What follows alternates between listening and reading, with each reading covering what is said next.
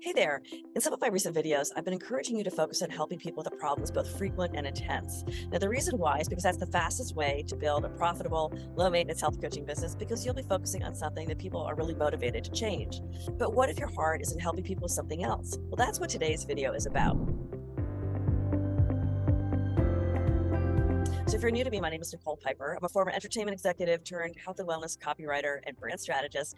And I love to help health coaches nail their positioning and messaging so they can build a business that lights them up, makes them money, and gives them the time and freedom to enjoy it. Okay, so what do you do if the coaching you're most excited about doesn't involve some kind of condition that people are really highly motivated to change?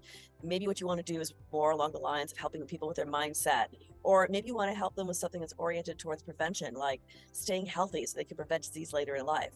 Well, unfortunately, it's been proven over and over again that the vast majority of people are much more willing to get help fixing a problem than they are in actually preventing one. So that's why I want to give you a couple of options here about how you can do the coaching you want, even if it's not something people are really highly motivated to change, and still have a successful health coaching business. So there are two ways I'm going to talk about in this video. The first way is to create a lead generator program. So a lead generator is how you initially bring people into your world.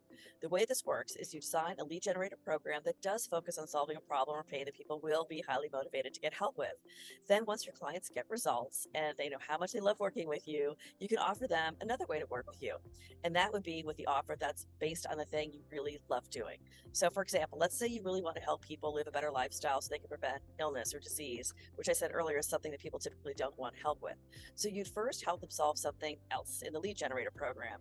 Then you would offer them a way to keep working with you to really kind of like disease proof their life. They'll be much more receptive to that once they're not so focused on or preoccupied with their immediate problem. And you'll also have earned their trust based on their experience with you. Okay, so that's the first way. Now, the second approach involves really connecting the thing you really want to do to help people with a high frequency, high intensity problem. So, a great example of this is mindset. And I once worked with a coach who did this. So, she helped women lose weight. That's why they would come to her initially. But she said she really wanted to create a program that was more about mindset because her clients often told her that that's the part that helped them the most. Yes, they love that they lost weight, but the true transformation for them was with the shift they made in mindset. So that's what my client wanted to focus on. Now, the problem is it's extremely difficult to sell a mindset program. Most people simply can't or really don't want to connect their problem to their own mindset, right? Because then it makes it kind of sound like it's their fault. But you can create the shift in mindset work be part of the program you want to do. So you first pick a problem people would be eager to get coaching help with. So in my client's case, that was weight loss. And then you include mindset work in the program. So this is basically where that saying sell them what they want and give them what they need comes from. So the example I just mentioned, the program was focused on helping women lose weight, which is what they wanted. Like that's what they initially came to see her about. But then the approach that she did had a big mindset component to it, which is what she knew her clients really needed. So the fact is, we're much more successful when we sell something people know they want help with because that's going to be the thing that they'd be willing to buy, right? So that's what you should start with. Now, I know this sounds obvious, but I've worked with so many coaches who resist this. They really want to focus on the thing they know people really need and what's going to give them the biggest transformation. But again, if people don't realize that, if they don't know that's the problem they want solved, they're not going to be interested in a program that focuses on that. So it's kind of like, like trying to feed Brussels sprouts to a toddler, right? They don't care how good it is for them. All they know is that they don't want them and they want the ice cream instead, right?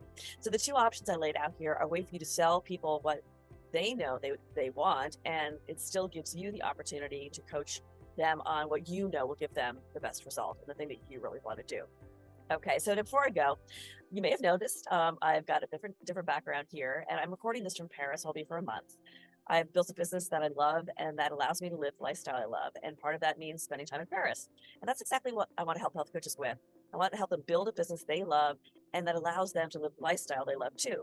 So if you want to keep hearing more about more ways to do that, hit the like button and subscribe so you'll know when I'm posting something new. All for now. Bye bye.